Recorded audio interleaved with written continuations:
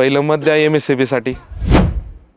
भाऊ, जे पहिल्यांदा मतदान करणार आहेत अशा युवा मतदारांसाठी आपला काही संदेश असेल? तुमचा पहिला मताचा अधिकार आहे. तुमच्या आता ही जिल्हा परिषद निवडणूक आहे, ह्याच्यात काय खूप काय राज्याला आणि देश लेवलची आश्वासनं देऊ शकत नाही, मी सांगूही शकत नाही. पण तुमच्या ॲडमिशन, युवा वर्गाचे ॲडमिशनचे प्रॉब्लेम असतात.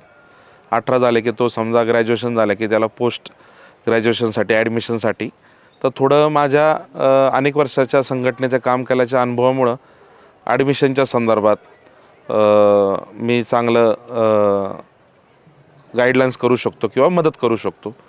राहिला दुसरा प्रश्न, पहिलं मत आहे, पहिलं मत द्या सुशिक्षित माणसाला, शिकलेला. पहिलं मत आहे जो अनेक वर्ष चांद्यापासून बांध्या काम करतो, तुमच्या गावा गल्लीत खेड्यापाड्यात अनेक वर्ष आलो आहे. पहिलं मत द्या MSCBसाठी. ट्रान्सफॉर्मरमध्ये मी काम केलेलं आहे. पहिलं मत द्या, अनेक कामांचा पाठपुरावा या भागामध्ये केलेला आहे. अनेक नेत्यांकडून, अनेक पक्ष सरकारमधून आपण निधी आणण्यासाठी फॉलोअप घेतलेला आहे.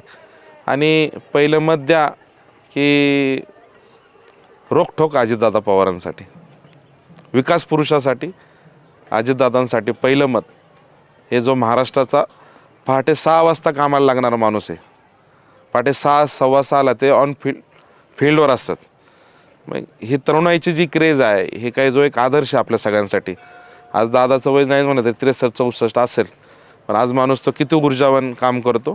तर तरुणाईने ह्या मत त्या नवीन, म्हणजे तुम्ही पहिले मतदार असाल तर ह्या दृष्टीकडून बघून द्या, असं मी तुम्हाला विनंती आहे.